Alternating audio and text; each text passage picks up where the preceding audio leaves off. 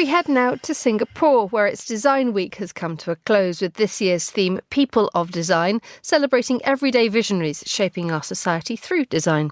Well, Monocle sent Adam Hancock to take a look at the future of design and the role it'll play in emerging tech, sustainability and care. The future is somewhat of a daunting prospect. Technology is advancing at breakneck speed, and the lines between the physical world and the digital world will soon get even more blurred. It can all feel a little overwhelming, but such change does create opportunity. Designers will be critical in using new technology to shape our future and tackle the biggest challenges that are heading our way. The role of design in emerging tech has been discussed by leading experts from across various industries at the Design Futures Forum in Singapore. One of them is Kathy Hackle, a tech futurist who is known as the godmother of the metaverse. We went from desktop computing, where computers were on our desks, to mobile computing, where computing goes everywhere with us, and we bring that intelligence with us. What you're going to start to see is computing expanding to the physical world, and that is spatial computing, right? With spatial computing comes spatial computers and devices that are spatially aware, that have spatial audio, or that can see and understand the physical world, and also start to eventually be more useful to humans in the physical world, right? So it's going to be able to remember things for you. It's going to be able to eventually, maybe even, through robots or virtual beings, do more things for us in the physical world. Interesting. And I know you are called the godmother of the metaverse, Yes. Which is a great title. I'm keen to know more about where we're kind of up to with the metaverse. How close is it to being a situation where, people are starting to be more involved in it? That concept of the metaverse is still being worked on, and we haven't arrived. I don't think it's going to be like one day in 2030 or in 2035, we're going to say, we've arrived at the metaverse that's been created.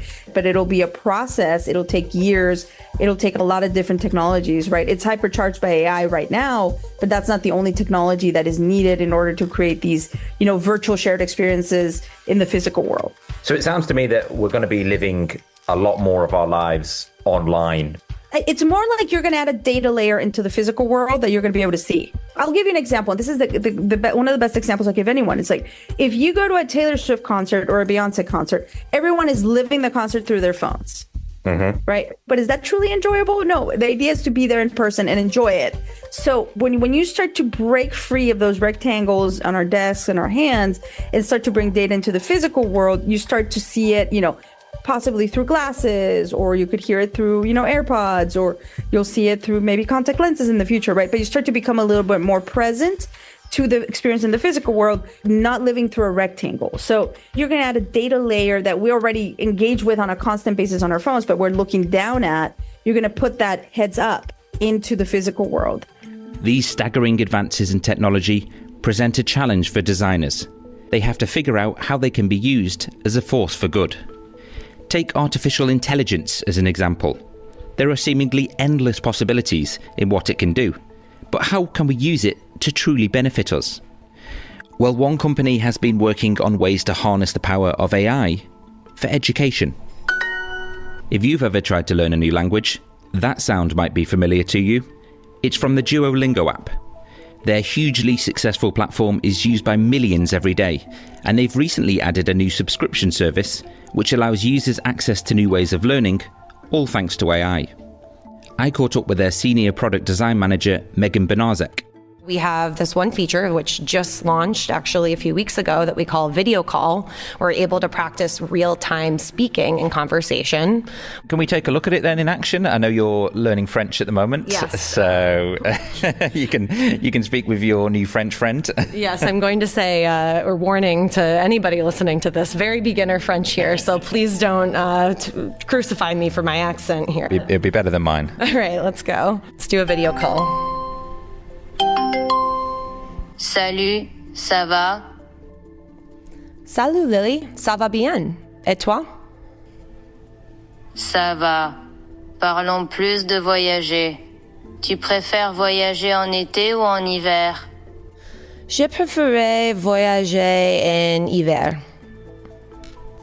Brilliant. So you're having a conversation with your new French friend there, Yes. and she seemed a little maybe moody. Is that on purpose? Is that a character trait of hers? Oh, yes, that is the perfect way to describe Lily. So we on Duolingo have a bunch of different characters, and these characters show up all across the app. Lily is a bored, kind of sarcastic, angsty, moody teenager. Okay. And we actually thought that she was the perfect speaking partner because she is a little bit intimidating. And when you're talking to a native speaker, you're speaking in this language that you're learning, it does feel kind of intimidating.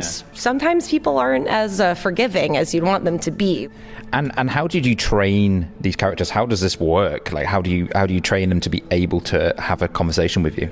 We'd already built all of these narratives around the characters. And with features like video call, we now have the ability to bring that to life through AI. But because we don't have control anymore, right? Before we could write the scripts for them, we could control exactly what they said.